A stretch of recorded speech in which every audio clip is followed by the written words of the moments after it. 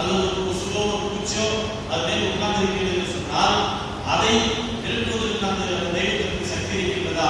இப்ராஹிம் அலைஹிஸ்ஸலாம் கேட்ட கேள்வி இதுதான் கேட்பார்கள். அப்படி இல்லை என்பது அதை நீங்கள் எவ்வாறு தெய்வமாக வணங்குவீர்கள்? அது எவ்வாறு நீங்கள் தெய்வமாக ஏற்றுக்கொள்வீர்கள்? உங்களுடைய தேவைகளை அந்த கல்லிடத்திலே கேட்கின்றீர்கள், அது உங்களுக்கு என்ன உதவி செய்யும்? உங்களிடத்தில் பேசுகின்றதா அல்லது நீங்கள் சொல்வதை செல்லுகின்றதா கேட்கின்றதா? கேட்கவும் இல்லை, பார்க்கவும் இல்லை, அதில் உங்களுக்கு உதவி செய்யவும் இல்லை. அப்படிப்பட்ட நிலைகளை நீங்கள் வணங்கிக் கொண்டிருக்கிறீர்கள் என்பதாக இப்ராஹிம் அலைஹிஸ்ஸலாமுடைய கேள்வி. அந்த அளவுக்கு இப்ராஹிம் அலைஹிஸ்ஸலாம் அவர்கள் இந்த விஷயத்தை சொல்வார்கள். அதே நேரத்திலே நமது மன்னன் அவர்களுக்கு என்னென்னலாம் தொல்லைகள் கொடுத்தான், அந்த மக்கள் எல்லாம் எல்லோரும் ஒன்று அந்த பெரு சிலையை இடித்ததன் காரணமாக உடைத்ததன் காரணமாக அதையும் அவர்கள் ஒரு நேரத்திலே போய் சொல்வார்கள், நீ இப்ராஹிமை அவரை அழையுங்கள், அவர் தான் அந்த ஊரில் இருந்தார், நாமெல்லாம் ஊருக்கு சென்று விட்டோம், அந்த நேரத்திலே இந்த சிலையை அவர் தான் உடைத்திருக்கக்கூடிய என்று சொல்லும் பொழுது அவர்கள் தான் உடைத்தார்கள். இருந்தும் கூட அந்த நேரத்திலே சொல்வார்கள், நான் இந்த சிலையை உடைக்கவில்லை, இந்த சிலை பெரிய சிலையை உடைத்துவிட்டு சிறிய சிலையிடத்திலே அந்த கோடாலியை கொண்டு வைத்திருப்பார்கள். உங்களுக்கு உங்களுடைய தெய்வம் என்று சொன்னால் அதிடத்திலே நீங்கள் கேட்டு தெரிந்து கொள்ளுங்கள், அதிடத்திலே கேட்டு நீங்கள் தெரிந்து கொள்ளுங்கள், நீங்கள் நெக்கல் செய்கிறீர்களா, கிண்டல் செய்கிறீர்களா, நீங்கள் கேள்வி செய்கிறீர்களா என்பதாக இப்ராஹிம் அலைஹிஸ்ஸலாம் அவர்களை அந்த நேரத்தில் சோதிப்பார்கள். அதே நேரத்திலே இப்ராஹிம் அலைஹிஸ்ஸலாம் அவர்கள் அந்த நேரத்திலே ஒரே உறுதியாக இருந்தார்கள். அந்த நேரத்தில் தான் இவர்கள் எல்லாம் நெருப்பை கூட்டி பல நாட்கள் விறகுகளை சேகரித்து விறகுகள் எல்லாம் ஒன்று சேர்த்து நெருப்பிலே தள்ள வேண்டும் என்பதற்காக திட்டம் போடுகின்றார்கள். அந்த நெருப்பை கூட்டிவிட்டார்கள். நெருப்பு தகதகன் என்று எரிகின்றது. பல நாட்கள் அது எரிந்தது. அதை எரிகின்ற அந்த நெருப்பிலே இப்ராஹிம் அலைஹிஸ்ஸலாம் அவர்களை தருவதற்காக சூழ்ச்சிகளை செய்கின்றார்கள். அப்பொழுது அந்த நெருப்பிலே விழக்கூடிய நேரத்தில் கூட இப்ராஹிம் அலைஹிஸ்ஸலாம் அவர்கள் அல்லாஹ்வுடைய நம்பிக்கை வைத்தார்கள்.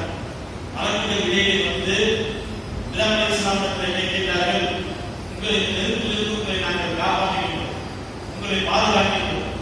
இப்ராஹிம் அலைஹிஸ்ஸலாமுடைய வாயிலிருந்து வந்த ஒரு வார்த்தை அஸ்பியல் தான் யாமல் நோக்கி, அல்லாஹ் எனக்கு போதுமானவன், என்னை காப்பாற்றுவதற்கு அல்லாஹ் எனக்கு போதுமானவன். ஆகையால் மலக்குகள் எனக்கு வந்து உதவி செய்வது எனக்கு உங்களுடைய உதவி தேவையில்லை, அல்லாஹ்வுடைய உதவி இருக்கின்றது, அல்லாஹ் எனக்கு உதவி செய்வார் என்று சொன்னார்கள். எப்படி தாயிஃப் நகரத்திலே இந்த அளவுக்கு அதாவது நபி ஸல்லல்லாஹு அலைஹி வஸல்லம் அவர்களை தொல்லைகள் கொடுத்தார்களோ, தொல்லைகள் கொடுக்கின்ற பொழுது மலக்குகள் வந்து இறங்கி நீங்கள் சொல்லுங்கள், உங்களுக்கு இவர்கள் தொல்லைகள் கொடுக்கின்றார்கள், கஷ்டங்கள் கொடுக்கின்றார்கள், நீங்கள் ஒரு வார்த்தை சொல்லுங்கள், இந்த மலைக்கு மத்தியிலே இந்த மலைக்கு மத்தியில் இருக்கக்கூடிய அந்த இரண்டு மலைகளை கொண்டு சேர்த்து இந்த மக்களை ரசிக்கி அவர்களை சாப்பிட்டு விடுகின்றோம் என்று சொன்னார். வேண்டாம், இவர்கள் இந்த இல்லை சொன்னால் இவர்கள் பிறகு திருந்துவார்கள், நம்பிக்கை வைப்பார்கள், இவர்கள் முஸ்லிம் ஆவார்கள் என்று பெருமானார் ஸல்லல்லாஹு அலைஹி வஸல்லம் சொன்னார்கள். அதேபோல்தான் அல்லாஹ் தஆலா இவர்களை இப்ராஹிம் அலைஹிஸ்ஸலாம் அவர்கள் சொன்னார்கள், இவர்கள் என்னை காப்பாற்றுவது எனக்கு அல்லாஹ் இருக்கின்றான், அல்லாஹ் எனக்கு போதுமானவன். இந்த விறகுகளை கொண்டு வந்தவர் அந்த விறகுகளை போட்டார்கள். அதே நேரத்தில் இது போன்ற அந்த நெருப்பை கூட்டினார்கள். இந்த விறகுக்கும் நெருப்புக்கும் அல்லாஹ் தான் என்ன செஞ்சான், அவர்களுக்கு கட்டளையிட்டான். கட்டளையிட்ட அல்லாஹ் அந்த நெருப்பிற்கு கட்டளையிட்டான், உலகக்கூடியவர் என்னுடைய நபி, என்னுடைய கலீல், என்னுடைய நண்பர், அவர் இருந்தால் அவருக்கு எந்த விதமான சேதமும் ஆகக்கூடாது. என்னிடத்திலே உதவி கேட்கின்றார், அஸ்பியல்லாஹ் நிஅமல் வக்கீல், அல்லாஹ் எனக்கு போதுமானவன், என்னை காப்பாற்றுவதில் அல்லாஹ் எனக்கு போதுமானவன், ஆகையால் அல்லாஹ் எனக்கு உதவி செய்வான் என்று இப்ராஹிம் அலைஹிஸ்ஸலாம் அவர்கள் சொல்லும் பொழுது அல்லாஹ் தஆலா அந்த நெருப்பை ஒரு பூஞ்சோலையாக அந்த நெருப்பில் விழுந்து எழுந்து வந்தார்கள். அங்கு இருக்கக்கூடிய மக்கள் எல்லாம் ஆச்சரியப்பட்டார்கள். அல்லாஹ் தஆலா இப்ராஹிம் அலைஹிஸ்ஸலாம் அவர்களுக்கு பேருபகாரம் செய்தார். இந்த காபத்துல்லாவை கட்டுவதற்கு என்ன முயற்சி செய்தார்கள்? அவர்களும் அவருடைய மகனார் இஸ்மாயில் அலைஹிஸ்ஸலாம் இருவர்களும் அந்த காபத்துல்லாவை கட்டி, பிறகு அந்த காபத்துல்லாவை கட்டி முடித்த பிறகு அல்லாஹ் தஆலா இப்ராஹிம் அலைஹிஸ்ஸலாம் கூப்பிட்டு, இப்ராஹிமே மக்களுக்கு அழைப்பு கொடுங்கள், வாதீன் ஃபின்னாஸ், மக்களுக்கு நீங்கள் அழைப்பு கொடுங்கள், வாதீன் ஃபின்னாஸ், மக்களை நீங்கள் அழையுங்கள், வாதீன் ஃபின்னாஸ் ஹஜ் செய்வதற்காக வேண்டி மக்களை நீங்கள் அழையுங்கள் என்று சொல்லும் பொழுது இப்ராஹிம் அலைஹிஸ்ஸலாம் சொன்னாங்க, இந்த உலகத்தில் இருக்கக்கூடிய மக்களை எல்லாம் நீங்கள் கூப்பிடுவீர்கள் என்று சொல்லுகிறீர்களே, என்னுடைய சத்தம் எவ்வளவு தூரம் போகும், என்னுடைய சத்தம் எவ்வளவு தூரம் போகும், அதாவது நீங்கள் கூப்பிடுவது உங்களுடைய கடமை. மக்களை நீங்கள் அழைப்பது உங்களுடைய கடமை. நான் சத்தத்தை கொண்டு போய் மக்களுக்கு நான் சேர்ப்பது என்னுடைய கடமை என்பதாக அல்லாஹ் சொன்னார். அதுதான் அல்லாஹ் அந்த ஆயத்தில் சொல்வான், வாத்தின் பின்னாசி பில் ஹஜ்ஜியாத்து ரிஜாலம் வலா குல்லி லாஹிரி. ஆகையால்தான் ஹதீஸிலே வருகிறது, இவர்கள் இப்ராஹிம் அலைஹிஸ்ஸலாம் அவர்கள் அழைப்பு கொடுத்தார்களே, ஹஜ் செய்வதற்காக வேண்டி மக்களுக்கு அழைப்பு கொடுத்தார்களே, காபத்துல்லாஹை கட்டி கொடுத்துவிட்டு அந்த அழைப்பிற்கு யார் யாரெல்லாம் உயிரோடு இருந்து அந்த சத்தத்தை கேட்டார்களோ அவர்களுக்கெல்லாம் ஹஜ் நசீபாகும். யார் யாரெல்லாம் அது அல்லாஹ்வுடைய காலத்தில் அல்லாஹ்வுடைய இருந்தார்களோ பிறக்கோ இல்லையோ அவருடைய ரூஹெல்லாம் யாரெல்லாம் கேட்டதோ அவர்களுக்கு ஹஜ் செய்யக்கூடிய பாக்கியம் கிடைத்தது. யாரெல்லாம் அந்த அழைப்பை கேட்டு லப்பைக் என்று சொன்னார்களோ அவர்களுக்கு ஒரு ஹஜ். யார் இரண்டு லப்பைக் என்று சொன்னார்களோ அவர்களுக்கு இரண்டு ஹஜ். அதே நேரத்தில் யார் பல முறையில் லப்பைக் என்று அல்லாஹ் இப்ராஹிம் அலைஹிஸ்ஸலாமுடைய அழைப்பிற்கு லப்பைக் என்று சொன்னார்களோ அவர்களுக்கு பல ஹஜ்கள் என்று கிடைத்தது என்பதாக ஹதீஸ்களில் வருகிறது. ஆகையால்தான் உண்மையிலேயே இப்ராஹிம் அலைஹிஸ்ஸலாம் அவர்கள் செய்த மாபெரும் ஒரு அற்புதமான ஒரு நிகழ்வு இந்த காபத்துல்லாவை கட்டியது. அதே நேரத்தில் இந்த காபத்துல்லாவை கட்டுகின்ற பொழுது அவர்கள் தன்னுடைய மகனார் கல்லுகளை எல்லாம் எடுத்து கொடுக்கின்றார். கட்டி நின்ற பொழுது அது மேலே கட்டுவதற்காக வேண்டி அவர் கல்லை கொண்டு வைக்கும் பொழுது அவர்களுக்கு கை எதிர்க்கிறது. எந்த கல்லின் மீது ஏறுகின்ற அந்த கல்லை வைக்கின்றார்கள் காபத்துல்லாவை கட்டுவதற்காக, அப்பொழுது அந்த கல்லு அவர்களுக்கு இத்தா ஆச்சு. அந்த கல்லு மேல போச்சு. அந்த கல்லு மேல போய் இவர்கள் எந்த இடத்துல அந்த கல்லை வைக்க வேண்டுமோ காபத்துல்லாவிலே அந்த கல்லை வைத்தார்கள். அந்த கல் இறங்கிச்சு. எந்த கல்லின் மீது நின்றார்களோ அந்த கால் அந்த அவருடைய பாதங்கள் அவருடைய கால்கள் அந்த பாதம் அச்சுகள் அந்த கல்லிலே பதியப்பட்டு விட்டது.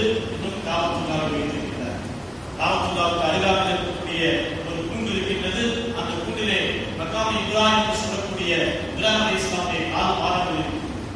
அந்த இடத்தில் தான் நீங்கள் காபத்துல்லா ஹஜ்ஜுக்கு செல்லக்கூடியவர்கள் மக்காம் இப்ராஹிமிலே இந்த ரக்காத்தை போடுவார்கள். ஆக இதே நேரத்திலே இந்த அற்புதமான நிகழ்வுகள் எல்லாம் இப்ராஹிம் அலைஹிஸ்ஸலாமுடைய காலத்திலே நடந்தது. வரக்கூடிய அந்த ஹஜ் பெருநாளுடைய தியாகம் இருந்தாலும் இந்த ஆடை அறுக்கக்கூடிய நிகழ்வுகளும் இப்ராஹிம் அலைஹிஸ்ஸலாம் அவர்கள் மூலியமாகதான் இந்த நிகழ்வுகள் நடந்ததை நம்ம எல்லாம் உணர்த்துவதற்காக ஒரு அடையாள சின்னமாக தான் அல்லாஹ் தஆலா உலகம் கியாமத் நாள் வரையிலும் இப்ராஹிம் அலைஹிஸ்ஸலாமுடைய நினைவாக நாம் எல்லாம் ஹஜ் பெருநாளை ஆடுகளை அறுத்து நாம் எல்லாம் எல்லோரும் அதை ஒரு மகிழ்ச்சியான ஒரு தினத்தை ஏழை எளியோருக்கு இறைச்சிகளை கொடுத்து சந்தோஷப்படுத்தி நாம் இந்த தினத்தை கொண்டாடுகின்றோம். அத்தகைய இப்ராஹிம் அலைஹிஸ்ஸலாமை நினைவு கூர்ந்து அவருடைய வழிமுறைகளை பின்பற்றுவதும் அவருடைய அந்த வழிமுறைகளை நம்முடைய வாழ்க்கையை எடுத்து நடப்பதும் அல்ல இந்த நல்ல அறைவா அல்லாஹ் அனைவருக்கும் இப்ராஹிம் அலைஹிஸ்ஸலாமுடைய தியாகத்தை நினைவு கூர்ந்து நம் அனைவருக்கும் குர்பானிகளை கொடுத்து ஏழைகளை சந்தோஷப்படுத்தி அந்த ஹஜ் பெருநாளை நல்ல முறையில் நிறைவேற்றக்கூடிய பாக்கியத்தை வந்தால்தான் நம் அனைவருக்கும் தந்தல் புரிவானாக. ஆண்டு ஹஜ்ஜுக்கு நமக்கெல்லாம் பாக்கியம் கிடைக்கவில்லை என்று சொன்னாலும் பல நாடுகளிலே அன்புள்ளவர்கள் ஹஜ் செய்யக்கூடிய பாக்கியங்கள் அவர்களுக்கு கிடைத்தால் அவர்களுக்கு நல்ல முறையில் அவர்கள் ஹஜ் செய்யக்கூடிய பாக்கியங்களை அவர்களுக்கு வழங்கி அல்லாஹ் தஆலா அவருடைய ஹஜ்ஜுகளை கபூல் செய்வானாக. இந்த விஷயங்களை சொல்லுமாறு அவர் செய்யக்கூடிய பாக்கியங்களை அல்லாஹ் நம்பி தருவானாக. வாஹிது ரஹ்மத்துல்லாஹி அஸ்ஸலாமு அலைக்கும் வரஹ்மத்துல்லாஹி வபரகாத்துஹு.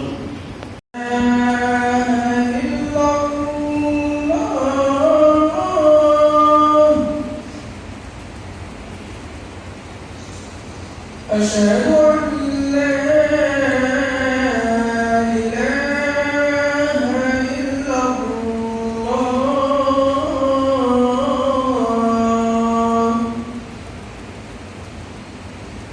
أشهد أن محمدا رسول الله.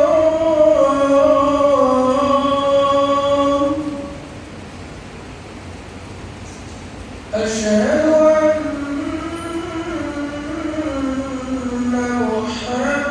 محمدا رسول الله.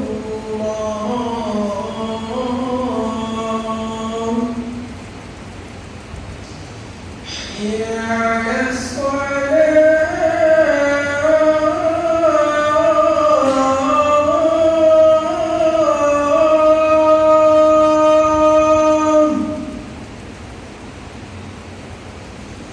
حي على الصلاة.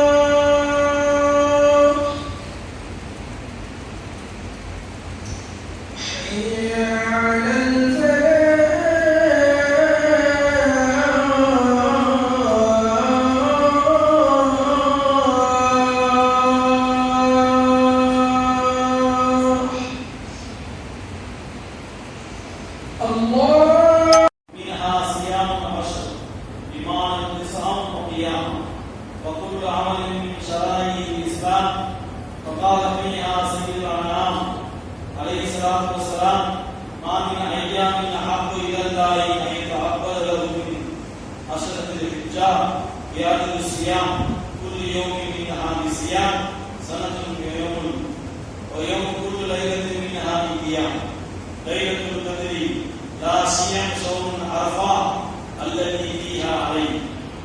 قال عليه الصلاة والسلام يوم عرفة أحتسب على الله أن يكفر السنة التي قبله وسنة التي بعده ومنها تكبير طلوع الصلاة المكتوبة وقال عبد الله يكبر من صلاة الفجر يوم عرفة من صلاة العصر من يوم النحر يقول الله أكبر الله أكبر ولله الحمد. وقال علي يكبر بعد صلاة الفجر يوم عرفة إلى صلاة العصر من آخر أيام التشريق ويكبر بعد العصر منها يحيى ليلة العيد منها صلاة والخطبة وقد سبقت من خطبة آخر رمضان ونكبر براهيم وتهليل وتخدير وتحسين من أحيا ليالي العيدين.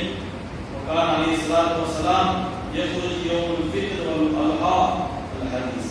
أعوذ بالله السميع العليم من الشيطان الرجيم والفجر وليال عشر والشفع والوتر. بارك الله لنا ولكم بالقرآن العظيم ونفعنا بالآيات والذكر الحكيم إنه تعالى جبار كريم ملك كريم رؤوف رحيم ورب حليم.